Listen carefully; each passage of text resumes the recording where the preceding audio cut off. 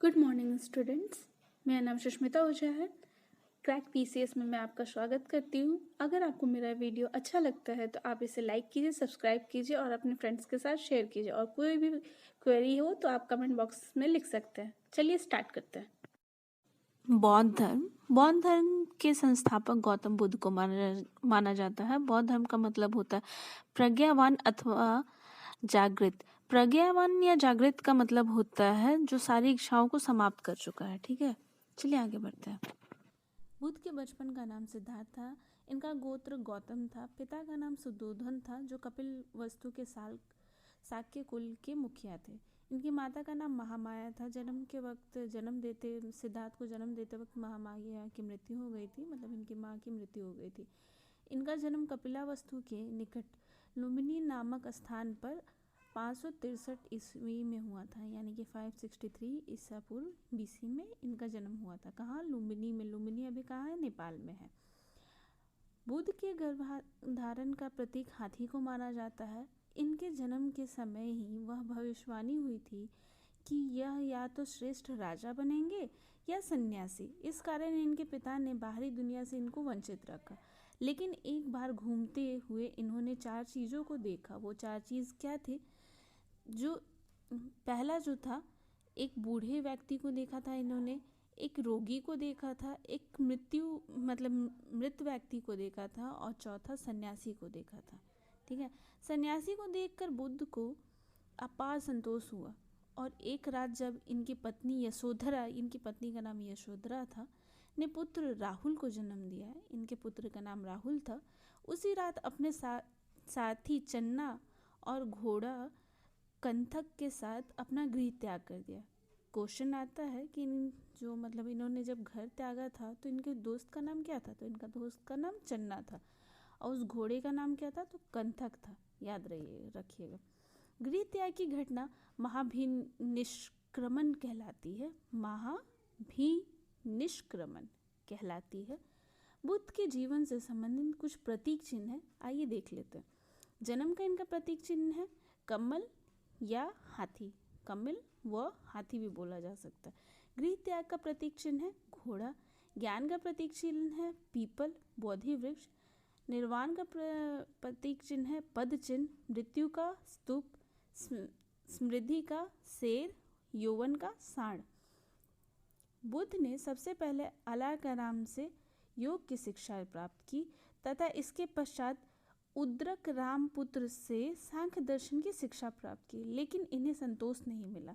इसके पश्चात ये उरुवेला पहुँचे।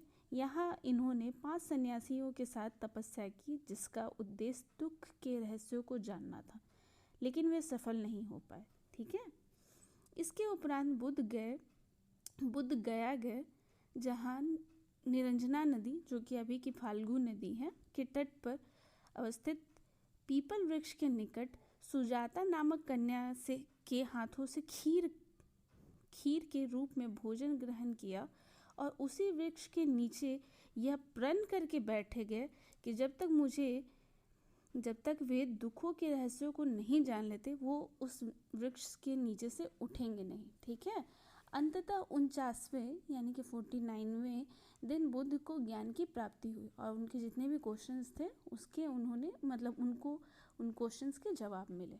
ठीक है, वे दुखों का रहस्य जान गए थे, इसीलिए उन्हें बुद्ध कहलाया।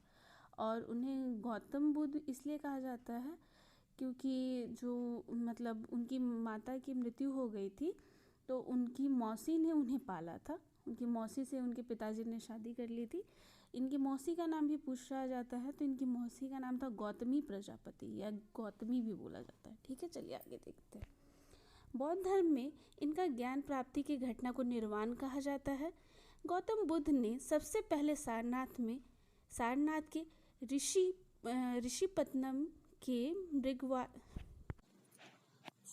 के ऋषिपत्तनम में मृगदाव में 5 सन्यासियों को अपना पहला उपदेश दिया। इनका यह उपदेश धर्म चक्र परिवर्तन के नाम से जाना जाता है। इसके पश्चात बुद्ध निरंतर अपनी ज्ञान की प्रचार करने में जुट गए।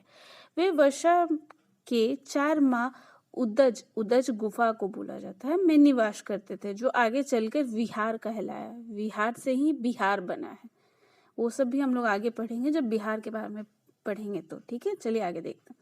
बुद्ध ने सर्वाधिक उपदेश कौशल की राजधानी श्रावस्ती में दी थी। सबसे ज्यादा उपदेश इन्होंने श्रावस्ती में दिया था।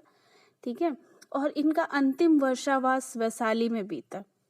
इसके उपरांत बुद्ध पावाग्राम यानी कि पावापुरी, जो कि बिहार में है, जहाँ कुंद नामक लोहार, पूछा जाता है कौन से लोहार का नाम क्या था, तो याद रखिएगा कुंद नाम था। ठीक है, कुंद नामक लोहार से अंतिम भोजन ग्रहण किया। पाली ग्रंथ के अनुसार इन्होंने शुक्र मांस या माधाव, जो कि मशरूम को कहा जाता है, ग्रहण किया था। इस कारण इन्हें अमितासार यानी कि पेचिस रोग हो गया था इन्हें।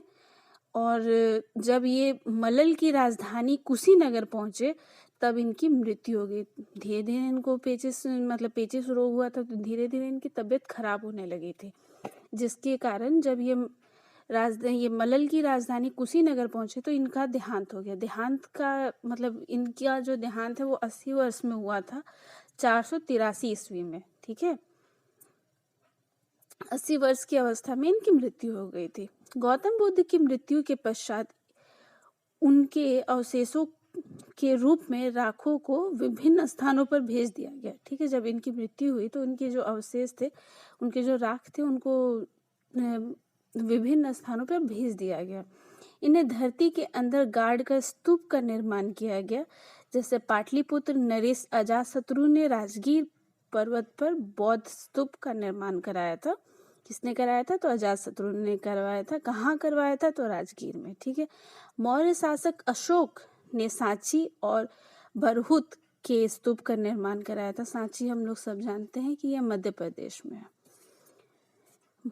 बौद्ध धर्म में आ रही समस्याओं को दूर करने के लिए बौद्ध संगीति का आयोजन किया गया। ठीक है, ये बौद्ध धर्म बिखर ना जाए, इसके लिए सम्मेलन आयोजित किया गया। सम्मेलन को ही संगीति कहा जाता था।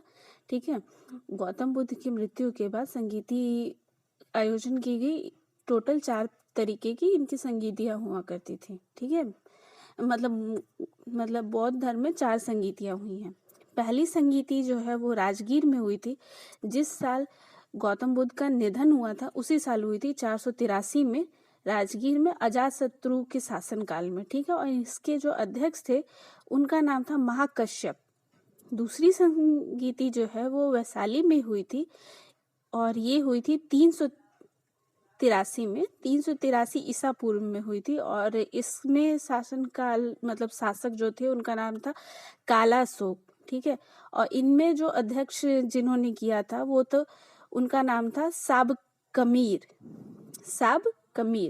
और तीसरा जो है वो पाटलिपुत्र में हुआ था 255 ईस्वी में, और इस टाइम के शासक जो थे उनका नाम था अशोक।